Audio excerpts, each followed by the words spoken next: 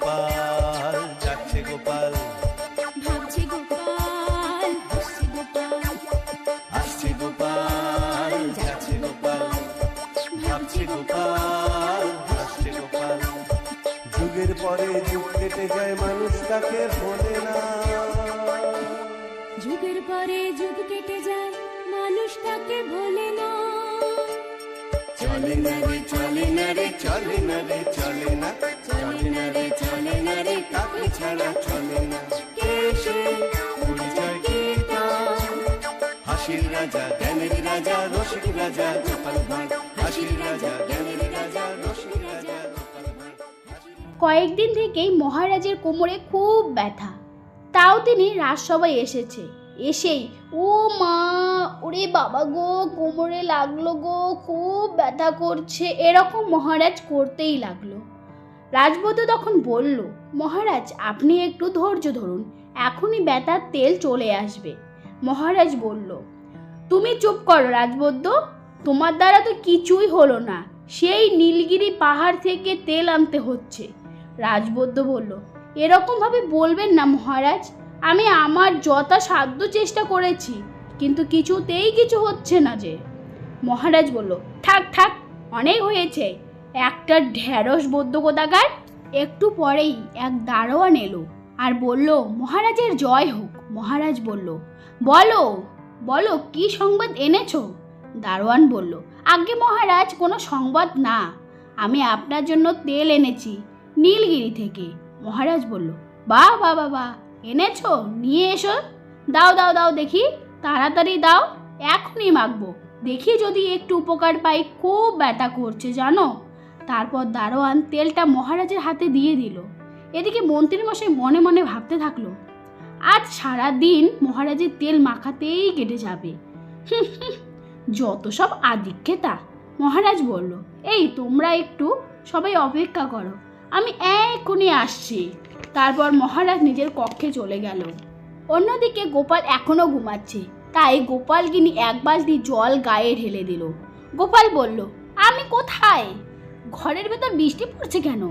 গোপালগিন্নি বলল, এখন তো শুধু বৃষ্টি দেখছো, রাজসভায় যেতে আর এক মুহূর্ত দেরি হলে ঝড় বৃষ্টি তুফান ভূমিকম্প সব কিছুই দেখতে পাবে, শুধু পড়ে পড়ে ঘুমানো। যাও যাও যাও যাও যাও বলছি।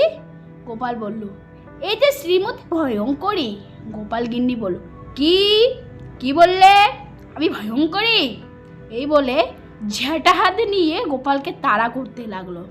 এদিকে মহারাজ কোমরে তেল মাখতে নিজের কক্ষে গেল, কিন্তু তেলের শিশির ছিপিটা খুলতে পারছে না। তাই মহারাজ তেলের শিশিটা নিয়ে রাজসভায় আসলো। রাজসভায় এসেও অনেক চেষ্টা করলো মহারাজ, কিন্তু কিছুতেই খুলতে পারলো না। মহারাজ বলল, তোমরা কেউ চেষ্টা করে দেখো তো, এই বোতলের চিপিটা খুলতে পারো কি না। মন্ত্রীমশাই বলল, ও এই ব্যাপার, এসব তুচ্ছ কাজ ছোট্ট শিশুরাও করে দেবে, আর আপনি পারছেন না মহারাজ। এই বলে মন্ত্রীমশাই হাসতে থাকলো। মহারাজ বলল, এই তুমি চুপ করো চুপ করো, এত বেশি বড় বড় কথা বলো না, বলে একবার চেষ্টা করে দেখোই না। মন্ত্রীমশাই বলল, ঠিক আছে মহারাজ, আমি যদি এই বোতলের চিপি খুলে দিতে পারি, তাহলে কিন্তু আমায় 100 মোহর পুরস্কার দিতে হবে। এই শর্তে রাজি হলে তবেই আমি চিপি খোলার চেষ্টা করব। মহারাজ বলল, হ্যাঁ হ্যাঁ, রাজি রাজি। এই বলে মহারাজ তেলের বোতলটা মন্ত্রীমশাইয়ের হাতে দিয়ে দিল আর বলল, মন্ত্রী, তুমি যদি এই চিপি খুলতে না পারো, তবে আমি তোমার চিপি খুলে নেব। মন্ত্রীমশাইও অনেক চেষ্টা করলো বোতলের চিপিটা খোলার, কিন্তু কিছুতেই বোতলের চিপিটা খুলতে পারলো না। মন্ত্রীমশাই বলল, এই কাজ আমার দ্বারা হবে না মহারাজ। মহারাজ বলল, আহা মুখ একটা, শুধু মুখেই বড় বড় কথা। সভাকবি বলল, তেলের শিশি খুলবে বলে 100 মোহরের শর্ত দিল, অনেক চেষ্টা করার পরেও মন্ত্রীমশাই ব্যর্থ হলো। এবার রাজবধূ বলল, মহারাজ, এরকম বোতলের চিপি আমি অনেক খুলেছি, আপনি আমাকে দিন, চোখের পলকের আড়ালেই বোতলের চিপি খুলে দেব। মহারাজ বলল, নাও দেখি দেখি এবার তোমার দৌড় কত দূর। তারপর রাজবধূ অনেক চেষ্টা করলো চিপির খোলার, কিন্তু পারল না। মহারাজ বলল, এখন এখানে বিজ্ঞানী বা গোপাল থাকলে ঠিক কোনো না কোনো উপায়ে বোতলের চিপিটা খুলে ফেলতো। ধর ধর ধর ধর, তোমাদের দিয়ে কোনো কাজই হবে না। এবার সেনাপতি বলল, এই রাজসভায় কেউ যদি বোতলের সিপি খুলতে পারে তা একমাত্র আমি পারবো মহারাজ, আমি। একবার আমার হাতের পেশিগুলো দেখুন, নিয়মিত শরীর চর্চা করে বানিয়েছি।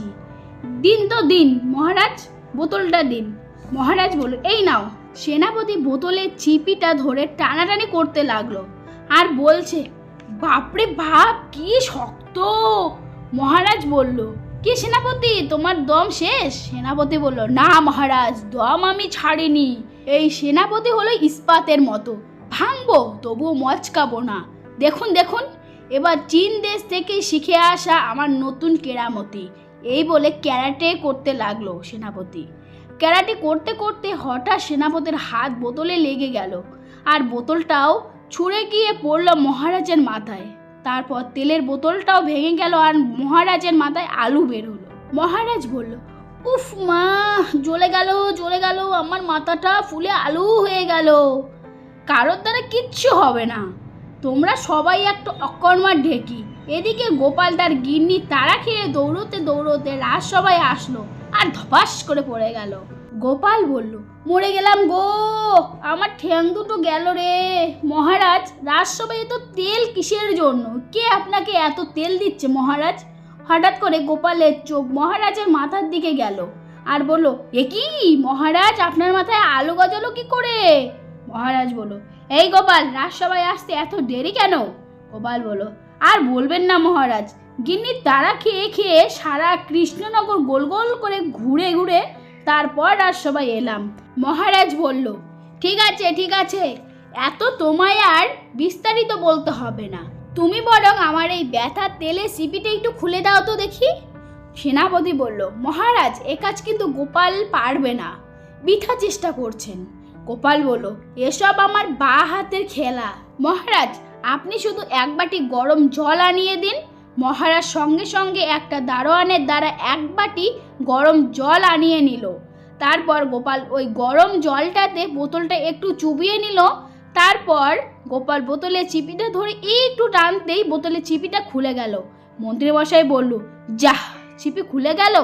মহারাজ বলল, সাব্বাস গোপাল, সাব্বাস, তোমার জবাব নেই। সেনাপতি বলল, বাবা গোপাল, তোমার গায়ে কবে থেকে এত জোর হলো? গোপাল বলল, জোরটা গায়ের না সেনাপতি, জোরটা হলো বুদ্ধির। তারপর মহারাজ তেলের বোতলটা হাতে নিয়ে বলল, উফ বাবা, এবার এই তেল কোমরে মাখলে কোমরের ব্যথাটা সারবে। ভাগ্যিস 2 বোতল তেল আনিয়েছিলাম। আর হ্যাঁ, আজ থেকে গোপাল ছাড়া তোমাদের সবার ছুটি, যাও যাও যাও যাও, আর কোনো দিন রাজসভায় আসতে হবে না। মন্ত্রীমশাই বলল, কেন মহারাজ, আমরা কি করলাম, কি অপরাধ করলাম আমরা? মহারাজ বলল, অপরাধ আবার কি? যেই সভাসদ একটা তেলের বোতলে সিপি খুলতে পারে না, তাদের রাজসভায়ও থাকার কোনো যোগ্যতা নেই। যাও যাও যাও যাও, সব আমার চোখের সামনে থেকে বেরিয়ে যাও। সেনাপতি বলল, ক্ষমা করুন মহারাজ, এই রকম এক ধাক্কায় রাজসভা সভাসদ থেকে পথের ভিখারি করে দেবেন না। মন্ত্রীমশাই বলল, না না না না না, এটা হতেই পারে না। আমি এই রাজ্যের মন্ত্রী, আমার একটা মান সম্মান আছে তো, আমি ভিক্ষা করব না। তারপর সকল সভাসদ হাত জোর করে বলল, মহারাজ, আপনি আমাদের মা বাপ, আমাদের সাথে এরকম অবিচার করবেন না মহারাজ। গোপাল বলল, মহারাজ, সবাই এত করেই যখন বলছেন, তখন সবাইকে রাজসভায় থাকার একটা অন্তত সুযোগ করে দিন। মহারাজ তখন গোপালের কথা শুনে সবাইকে রাজসভায় থাকার অনুমতি দিল। তো ফ্রেন্ড, আজকে এই গোপাল ভাঁড়ের এই ছোট্ট গল্পটা ছিল। তোমাদের কীরকম লাগলো বলো? যদি ভালো লাগে অবশ্যই লাইক কমেন্ট শেয়ার করবেন আর সাবস্ক্রাইবটা অবশ্যই করবে। দেখা হচ্ছে নেক্সট ভিডিওতে, ততক্ষণ তোমরা সবাই খুব ভালো থেকো। Thanks for watching, tata.